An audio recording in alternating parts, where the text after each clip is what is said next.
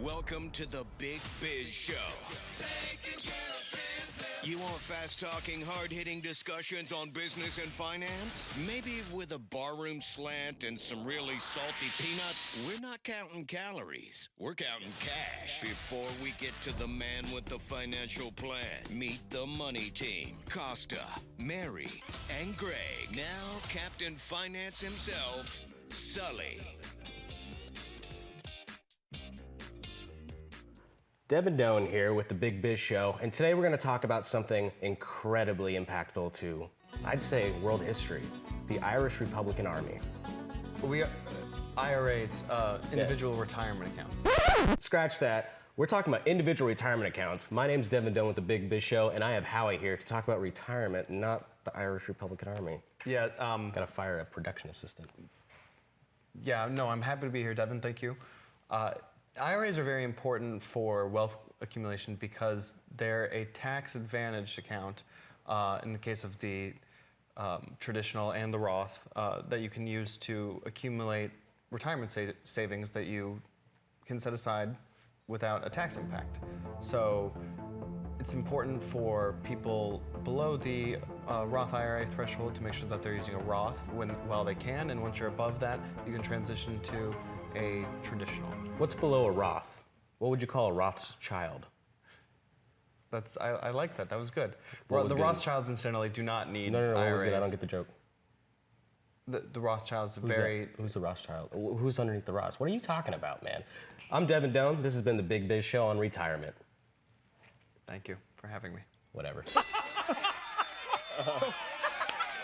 Hey, listen, Howie Crash Font is what Oh, we love Crash. who always says about dollar cost averaging. If you like a stock, you know, in the summertime, in the wintertime, you like it in the summertime. Still true. Yep. So, No, dude, so what that you're advice warning? doesn't change. You're warning is a wannabe freaking day traders, right? You're warning them not to day trade, correct? Well, yeah. I mean, we see you do a daily news show. I want to inform the audience of what's happening week by week, day by day, and don't expect much volatility this summer. You know, changing in the market up or down. That's volatility. Is this inflationary period, the election, going to change things in the summertime this time because it's a little bit different year?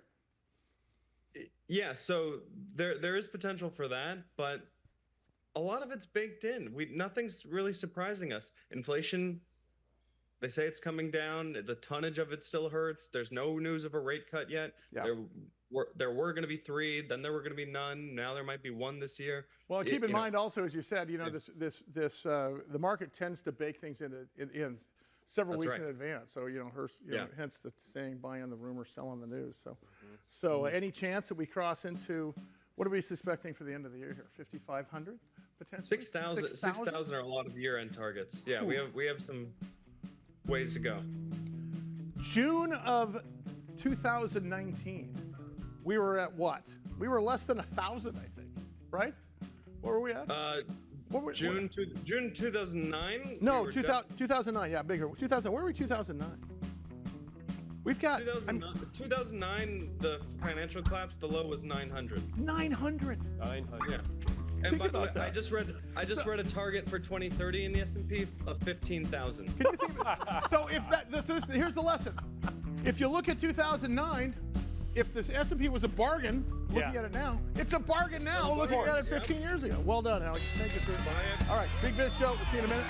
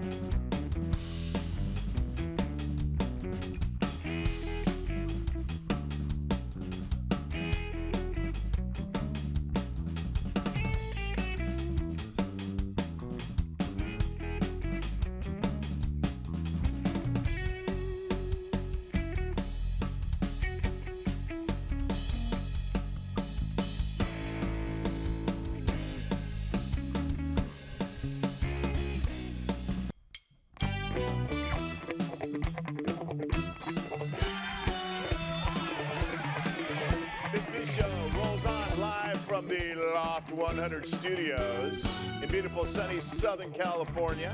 Wherever you are, wherever you're watching, wherever you're listening, as always, we thank you for being along for the ride. I'm Costa. He's our executive producer, Greg Todorov. And the man right there in his short dolphin shorts, a.k.a. Thomas Magnum-like, Sully. He had OP, I believe. OP, sorry, I take that back. He may have had all dolphin also. That was a big thing back then. But I think he was OP. I think he was OP. That's our people doing it. Yeah, That's the Day Trader Quattro. Oh, yeah. Playing the whole thing. The Quattro. The Magnum PI. Yeah. Okay, so let's get back to Howie Font and the Mick rebalancing. Is what he said. He said algorithmic rebalancing. And I thought all I heard is Mick rebalancing because it's lunchtime. Yeah. My favorite sandwich. So Howie, when they do this, is typically when we see a stock drop because of a rebalancing.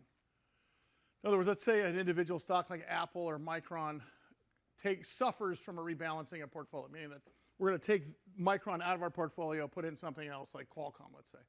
We see a pretty quick rebound off that, correct? It's usually kind of a dead cat bounce when we see stocks pull back and rebalancing. Is that accurate? Yeah, so what you see is the market understands a lot of these forces. So if you have a rebalancing, if Micron is coming down from an 8% weighting to a 7% weighting, they had to. That's not business fundamentals. The market knows that, and someone's going to use that as buying opportunity, and that's where that dead cat bounce comes in. Yes. Okay, exactly. so what's next? Are we looking for a quiet summer with not a lot of volatility? Because there seems to be a little volatility going into this first part of the third quarter, and who knows? I mean, summer's underway. Kids go. I mean, it used to be for us. We get out of school. I felt like it was like June 15th. We go back to school September 15th. Mm-hmm. Now it's after we get out of Labor Day. school sometimes beginning of May. Yeah. And they go back sometime in the middle of August or Yeah. something like that. Yeah. Do those things affect trading and such, Howie? Are we still pretty safe here for the next few? It assuredly affects trading. I mean, traders have lives too. I'm told. I don't know, and they are on vacation. So I've made the point before, but it does. For instance, this week is pretty flat, and it's going to stay flat. We have a lot of catalysts, though, for the rest of the month and the rest of the summer. You're right to see some things. One interesting point that I thought you'd really pounce on and find interesting is the French elections happened last week and over the weekend, and the French market popped because the government changed in more of a right-leaning direction. Now, when they found out that the lead was not as much as they had thought, the market came back down a little bit. It was still up about 1.9%, but it went as high as 3.4. I think that you'd be surprised. Could that happen in the U.S.? I think that happens. Well, stock markets typically go down during a Republican administration, although economies do better under Republican administration. Stock markets historically definitely go up during Democratic administrations, yet the economy suffers as a result. So I think, and do some research on that next time we see a Howie. Thanks, buddy. Howie Font, crash font. Crash. Wait, is Howie still there? Wait, Howie, don't go anywhere. I have a question for you. Sure. Did the market, I didn't check the market. When was the debate? Wednesday or Thursday? Thursday night. So what did the market do Thursday? I'm sorry, Friday, when it looked as though Donald Trump, cool, calm, and collected. I don't know what he was on because I've never seen him. So I mean, I feel like he was, the Joe Biden of the past. Yeah. By being, steady Eddie, and Joe Biden having a less than stellar performance. Obviously, Donald Trump taking the credit for a lot of the economy when he was president. He can take credit for one thing and one thing only, which caused a broken glass waterfall sort of things. But he lowered corporate tax rates. He went from 39%. Which was the highest of any industrialized nation, down to 21%, I believe it was. He promised 15%, but that did a lot of things for the economy. At the same time, whether it's Donald Trump or just somebody else, and I'm not suggesting that it needs to be Republican or Democrat, because I'd love to see a split ticket come in with an open convention for this next election. Tulsi Gabbard and a Kennedy or a Joe Manchin together would be an interesting, sort of an independent, which I think a lot of voters would like. But talk about the stock market on Friday. Was there any knee-jerk reaction from the open air indicator that things went better for one side, not the other? It's a great question. And when I spoke, I didn't mean to be political. I just the market force of the reaction is all I'm talking about. And I don't think that the debate was a moment of that much of a catalyst because there wasn't that much of a reaction. I think you need an actual result or a shock poll or something like that to really get the market to move. It's still so far out. But the funny part is the market's moving when the economy is not. And that there you go with the Democrat, totally Republican sort of thing. All right, thanks, Howie. Appreciate it. Did you guys react? Not politically, I'm talking about, but did you react to the debate? My biggest reaction to the debate, I don't know. I mean, I didn't watch the whole thing, so I just didn't want to. Yeah.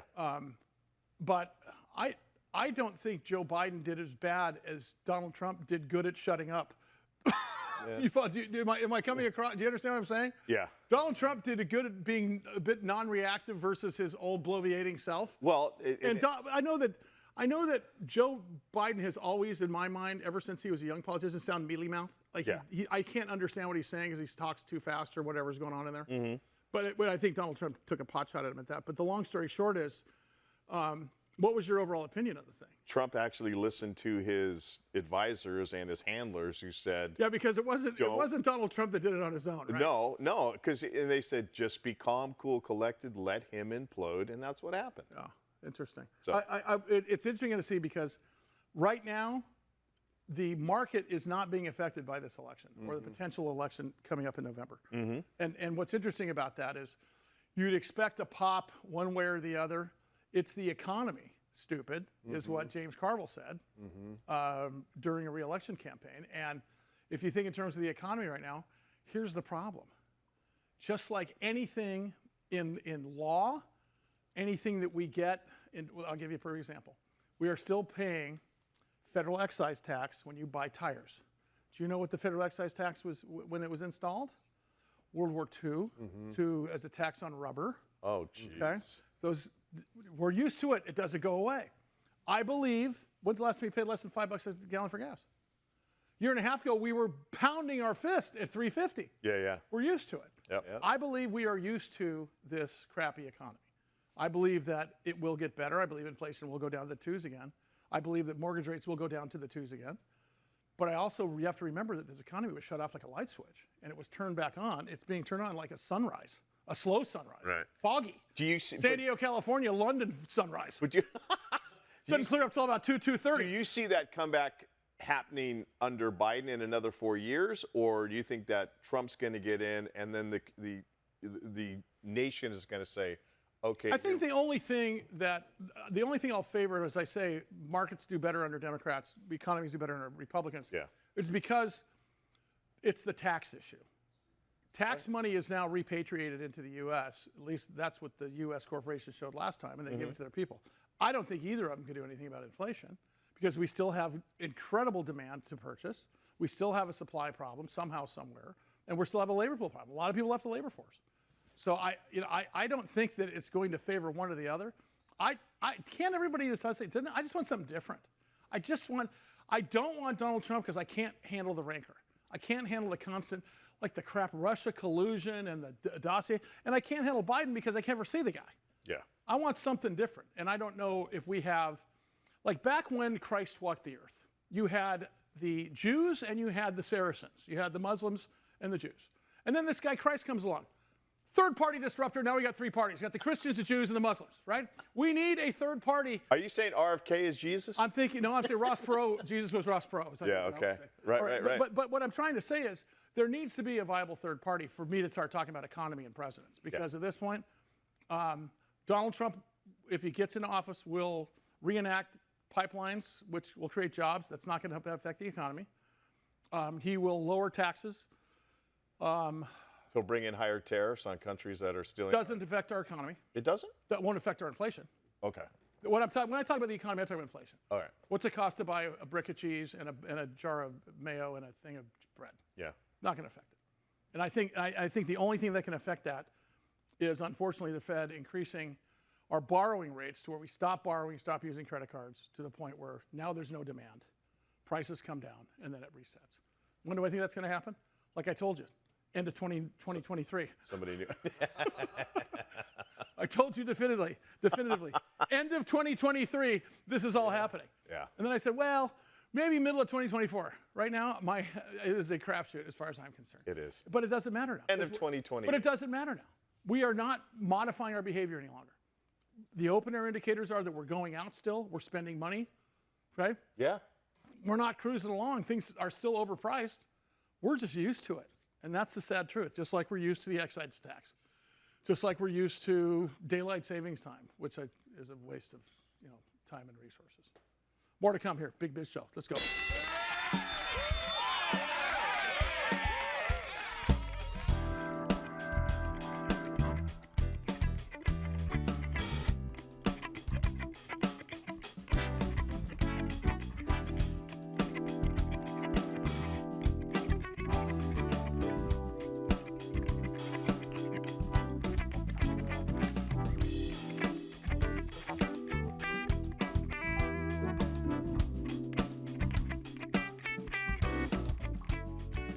The Big Biz Show continuing.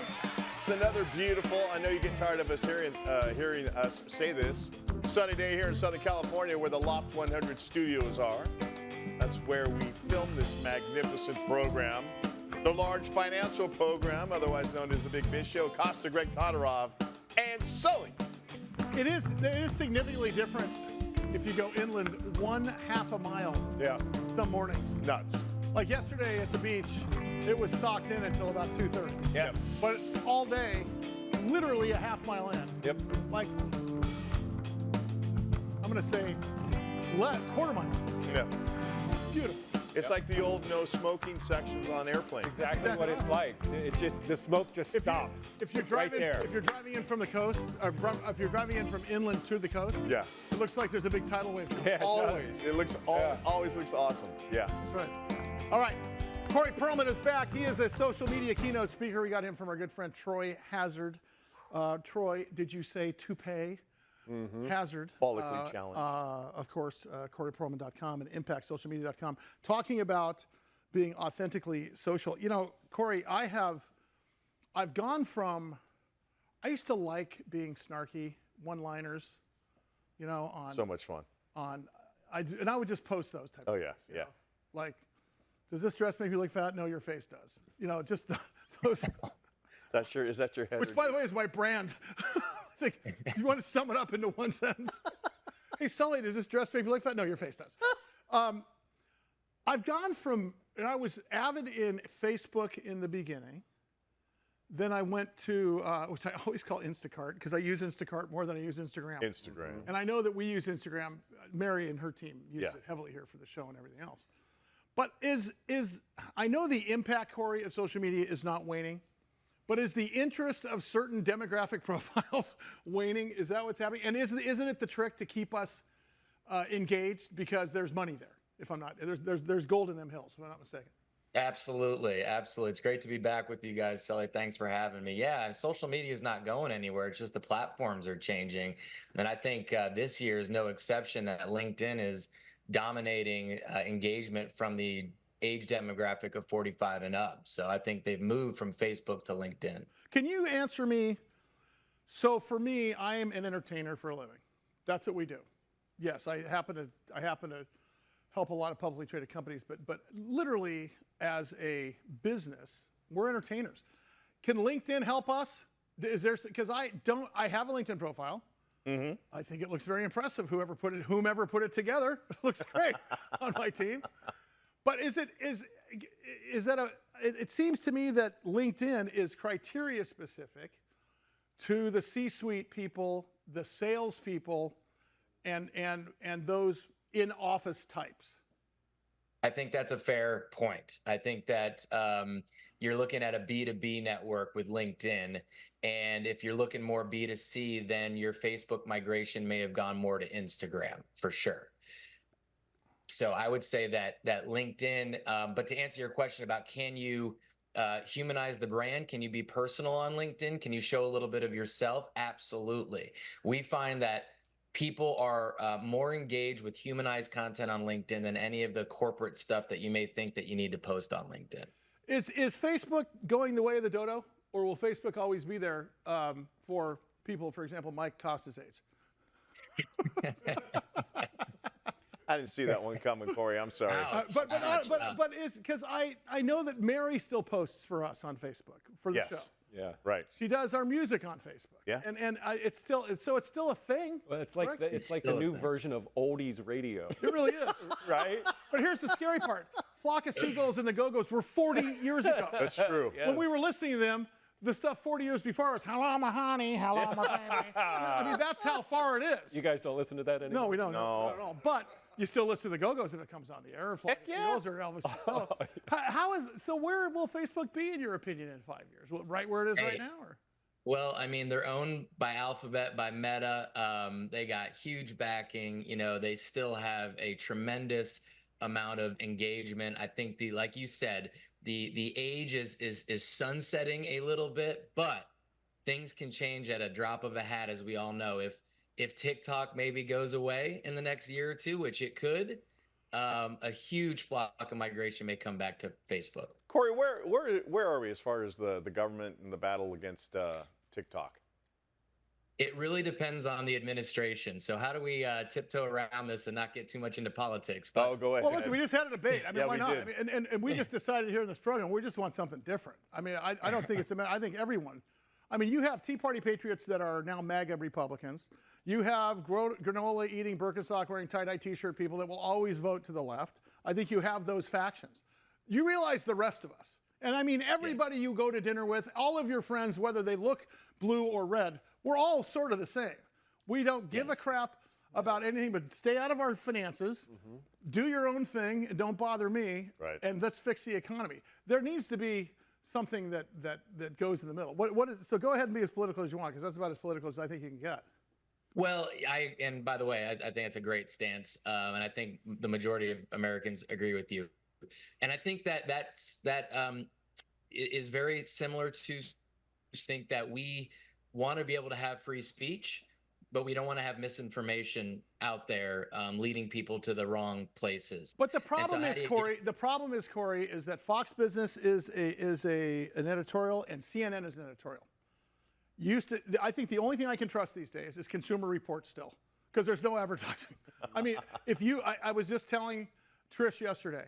So there's a new news station coming out, by the way, which has people from retirees from both stations coming together in an attempt to give you the whole story. I think a good example of a reporter like that is Geraldo Rivera, bedwetting liberal, willing to talk about the Republican side, which is an independent. There needs to be something like that in the middle there, and I think when you talk about truth in the only way you can do it right now is you got to listen to a half hour of CNN. Then you got to listen to a half hour of Fox. And you got to make your own damn decision, right? Yeah. Right.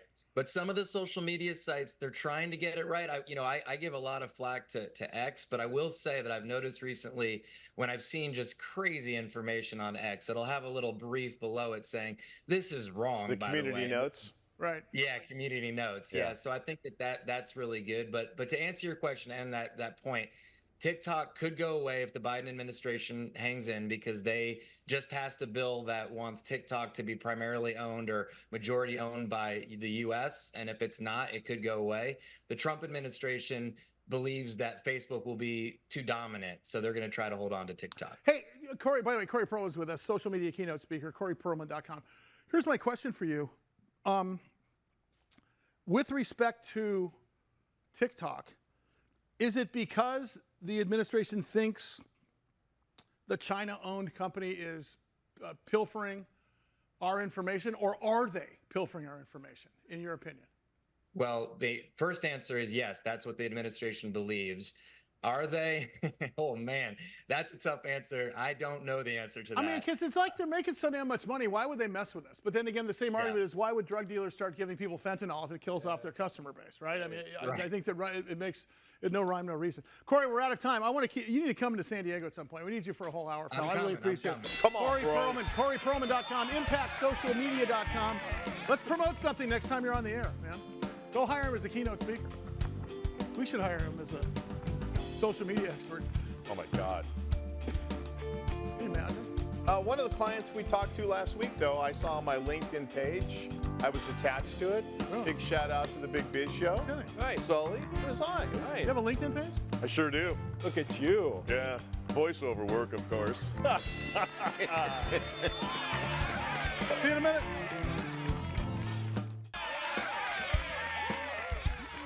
It is time for the Sports Biz Minute, brought to you by the great people at Prize Picks. The biggest, best, easiest to navigate daily fantasy platform out there. Just go to prizepicks.com and sign up. Sully, we're going to start off in Major League Baseball. The league has announced today that Padres infielder Tucupita Marcano, he was given a lifetime ban for betting over $150,000 on multiple Major League Baseball games. Happened last year while he was a member of the Pittsburgh Pirates. Well, that's why they call them pirates. Well, yeah, and the odds are not good he's ever going to play baseball again. See what they did there? Yeah. Thank you very much. Moving on to the NFL, Vikings wide receiver Justin Jefferson. Wait. Before we go to the NFL, did I tell you that I'm going to be seeing the Philadelphia Phillies, my new favorite team? Yes. At Queen Elizabeth Stadium, play the Mets? Really? I'm meeting investors for something different and a TV thing, and I get to go watch my good buddy Garrett Stubbs play for the Phillies in London. That's awesome. Now, what I wanted to, Not going to be there? T-Pat will be there. I think his wife might be there too. So it's not just me, T-Pat, enjoying a pint. Oh. Well, say hi to the Queen for us. Can I say this? I'm sorry. I may or may not have gotten some custom high tops made. Really? Good. With Phillies logos on the side. Oh, let's see them. Wow, I love it. Oh, you'll see them. That's commitment right there. See you skip. Listen, I was born and raised. Square. A Padre fan. Yeah. And when you have a payroll that was the size of the Mets payroll when they won the World Series, what year was that last, Matt? 1994? Sure. Something like that. Yeah. Padres have never- No, I'm talking about the Mets. I'm talking the Yankees. Our payroll is ridiculous, and we can't bat our way out of a paper bag. I'm mixing analogies, so you know what? It works. Let sleeping dogs spill milk. That's what I want to say. Pretty much. National Football League, it's good to be Justin Jefferson, the Vikings wide receiver, signed a new 4-year, $140 million contract, 110 guaranteed, and it makes him the highest paid non-quarterback player in the National Football League. Sticking in the NFL, Cowboys wide receiver CeeDee Lamb, he wants to get paid, and he is not attending minicamp that opened up today for the Cowboys, trying to get a new deal, as they always do, so they hold out. It's up to the Cowboys to see whether or not they want to fine him. He's going to lose about $17,000 a day if, in fact, they fine him. He wants a new deal? Yeah, he does. You know what he doesn't want? What? New tattoo. That's the Sports Biz Minute, brought to you by the great people at Prize Picks. The biggest, the best, easiest to navigate out there. Just go to prizepicks.com. Once again, here is Sully. There we go. Thank you, Mike. Thank you, Prize Picks. And thank you to the San Diego Padres for making me as miserable as any Cubs fan in the history of Chicago. My God. And I'm a Phillies fan. I've been a Phillies fan for 2 years now. A good switch. And I'm a homer because of friends, because of Matt, because of T-Pat and Marty, because of Garrett, because of CJ. CJ now brought up to AA ball for the Washington Senators. Oh, nice. He's actually playing for the Senators, which Or Nationals. The Nationals are the major league team. The Senators are the AA team, you jackwagon. Sorry, I didn't know. Trying to make fun of me, telling me, well, they were never the Senators. They were half the time they were the Senators. Yeah, I think you mean They the were the Washington Senators. Generals. They were the Senators in our lifetime Yes, they were. when they were little kids. I always loved. For some reason, I've always loved the Washington team. I don't know. Hey, Eric Dresselhaus is in studio, on Zoom, by the way. He's the CEO of S Inc., stock symbol GWH.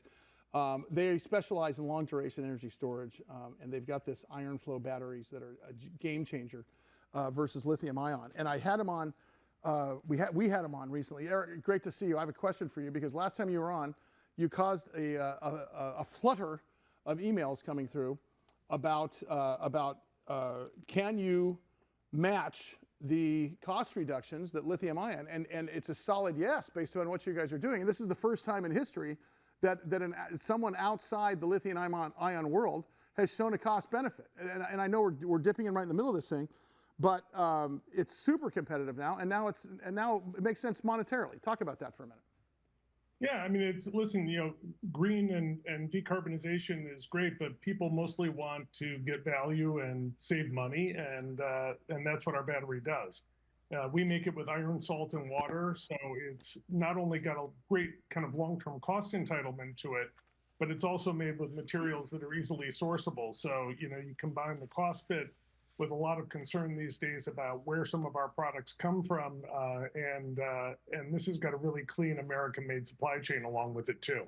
The the fact that you guys in this game are competing with this industry standard for so long, and we always talk about transition. Are we ready?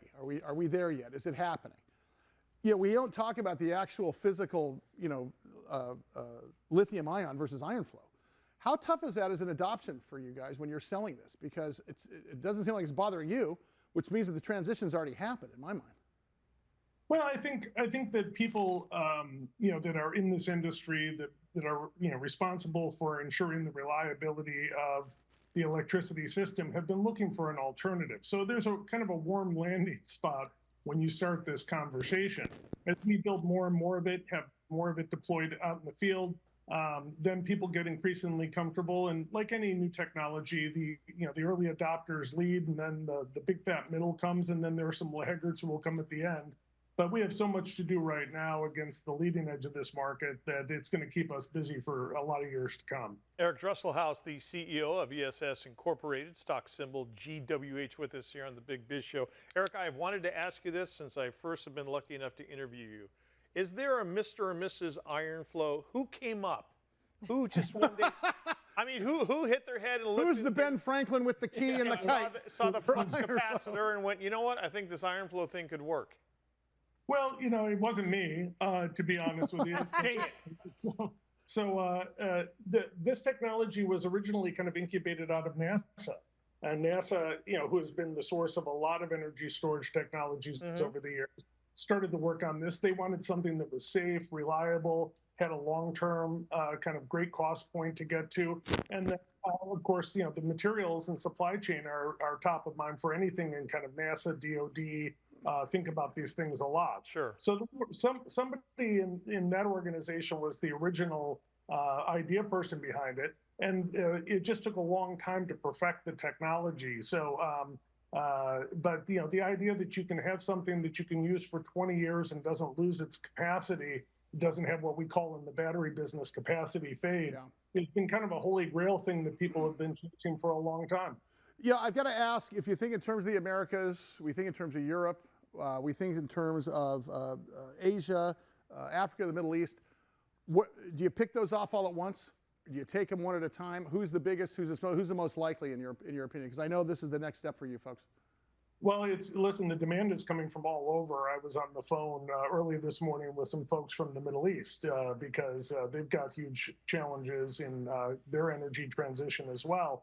But I would say that, the US, Australia, and Europe are the leading markets in our mind. And there's really two reasons for that. The first is that these are the markets that have the highest level of renewable penetration. So they have the most acute problem with how do I, ensure reliability. And the second thing is those, frankly, those are the wealthier markets where they pay more premium prices. So in the early days of a market, you go where you can charge the most, and those markets are more able to pay than some of the other markets you mentioned. I have to tell you, Patrick DeHaan, who is the chief strategist for GasBuddy.com in terms of oil and gas pricing, saw you last time. He came on the air right after you. And he asked me after the show, sent me a text message and says, doesn't this long-term energy storage depend on the volatility of the actual energy markets as they stand? And I thought, that's interesting. That's an interesting question, because if it is, it means you guys are here forever and ever and ever, regardless if there's a transition.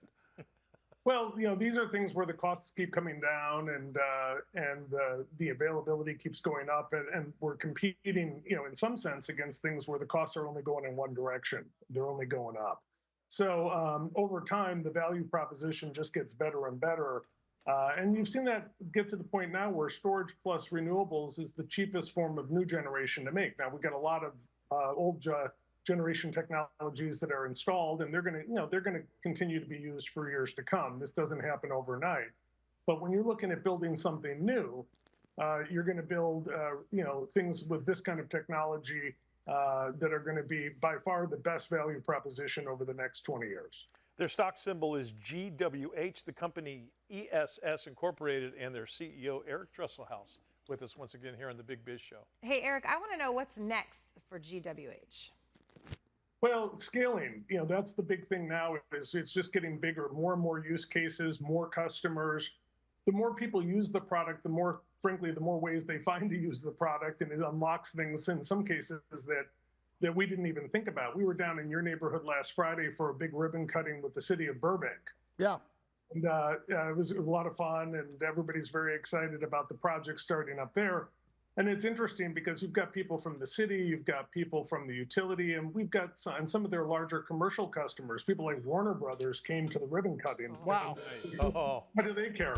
Bugs Bunny cares because right, everything we do now just takes more and more energy. And how are we going to meet the need? Eric, thanks so much. We can't wait to get you here in person at some point. You got a little further south, 45 minutes, and you're here, pal. Eric Dresselhaus, CEO, S Inc., stock symbol GWH, of course. Long duration energy storage that's flexible. Did we ever figure out? Why I was so angry the other day? With No, we've been sitting here with bated breath. I got to tell you again when we come back to the break. Big Biz Show. See you in a second. Oh no.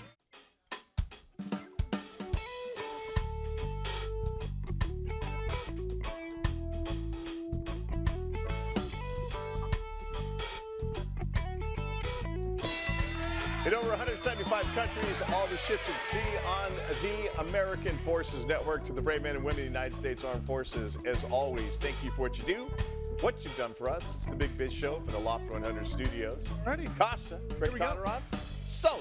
A lot of talk from our viewing audience about Anixa Biosciences. Got a lot of email last time. Amit Kumar, Chairman and CEO of Anixa Biosciences, was on the air with us. ANIX is their stock symbol. ANIX, ANIXA. And the big question is about immunotherapy, particularly focusing on harnessing the immune system for early cancer detection. So I'm going to start out right off that because Anixa is focused on the treatment and prevention of cancer. Of course, we've talked to him, and it's a favorite guest.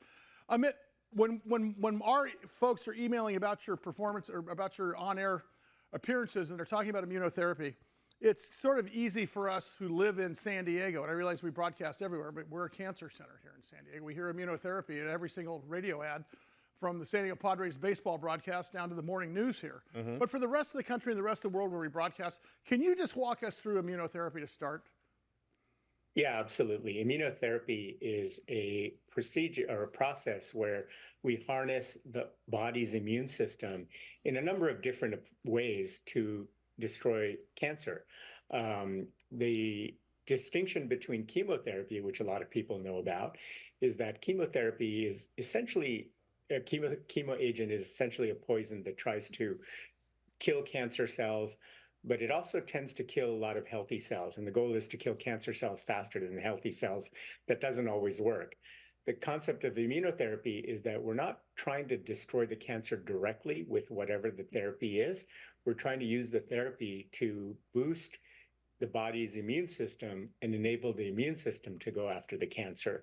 And that has resulted in tremendous success in a number of different types of cancers using a number of different immunotherapy approaches. And we utilize a couple of different approaches as well for our therapies. I mean, are we on track to one day completely get rid of chemotherapy, or will there always be a need for it? At least in the near term, there will be a need for it. But over the next few decades, I anticipate the immunotherapy area will become not only a major component of treating cancer, but perhaps the primary component of treating cancer. And to answer your questions, it's possible one day that we will be able to avoid many of these very toxic chemotherapies. You as a company are involved in novel therapeutic vaccines that harness that immune system of ours. Talk about that a little bit, because that's the highlight here, is that you have a novel approach to enhance my body's ability to fight potential cancer, correct? Yeah, thank you, Sully, for that question. We have a number of different vaccines that are in development. The most advanced is a breast cancer vaccine, and it's designed to be a prophylactic vaccine, meaning a preventative vaccine. The long-term vision for that vaccine is that we want to be able to give it to any woman in the world and prevent breast cancer. Initially, we're focused on women who've already had cancer survivors, gone through their treatment, have had surgery and all of the various other things that are standard of care. But these are women that are at high risk for getting the cancer again. And we want to see if we can induce an immune response in these women against the cancer itself, so that when the breast cancer reoccurs, and reoccurs at the earliest stages, 2 cells, 4 cells, 8 cells, that will be able to have the immune system ready in that patient to destroy those cancers, and so they never become a tumor. That's the vision. And now we've also got another program in preclinical studies in ovarian cancer. We're working on programs in lung, prostate, and colon as well. Amit Kumar is the chairman CEO of Anixa Biosciences, ticker symbol ANIX. When you talk breast cancer, you're also talking about ovarian cancer that we talked about last time. Is this all the same sort of therapy, or is this something completely different? Yeah, actually, we have 2 programs in ovarian cancer. One is a vaccine, and that's in preclinical studies.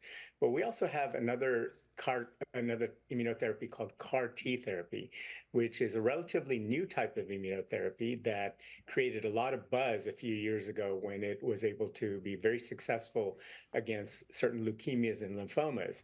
However, it has been unsuccessful in solid tumors. However, our program has some unique attributes, and we're working on this program at the Moffitt Cancer Center. The clinical trial is going on at the Moffitt Cancer Center, and we've only treated 6 patients so far, so it's very early.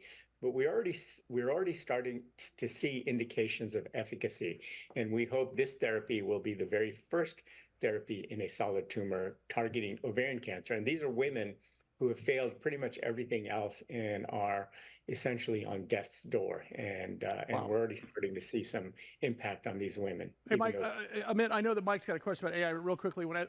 Guys, bring up that chart again for me in the control room. I think Dawes and Christy, if you can bring up the FDA chart one more time. If you talk about lung, colon, and prostate cancer, those are other solid tumor cancers. Is there a chance that your therapy, the modality of vaccine, either that or CAR therapy, can perhaps go beyond breast, ovarian, colon? I mean, potentially all solid tumor cancers if there's a fit. Yes, that's exactly right. That's the vision. The success so far of the breast cancer vaccine in human clinical trials has induced us and our partner, the Cleveland Clinic, to conduct research on lung, prostate, and colon.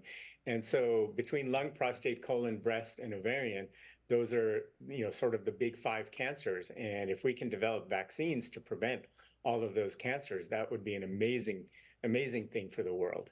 I mean, how is AI assisting in the fight? Well, AI is utilized in a number of different ways, and AI is a bit of a buzzword, but what we do is when we're looking for specific proteins that we want to target with our vaccines or antigens that we want to enable the immune system to target, we're utilizing a number of different computing approaches to look for those specific proteins. And once we've discovered them, we've already discovered them for breast cancer and ovarian cancer. We're in the process of doing that discovery for lung, prostate, and colon. So the arc of the story for you, Amit, is that FDA goes through their clinical trials, and we're far along on the first one we talked about. Is there any idea in your mind on when this goes to market, and will it be a situation where you do a risk-averse model where a bigger company might bring it to the market, or will you take this all the way to the doctor's offices and the surgery suites?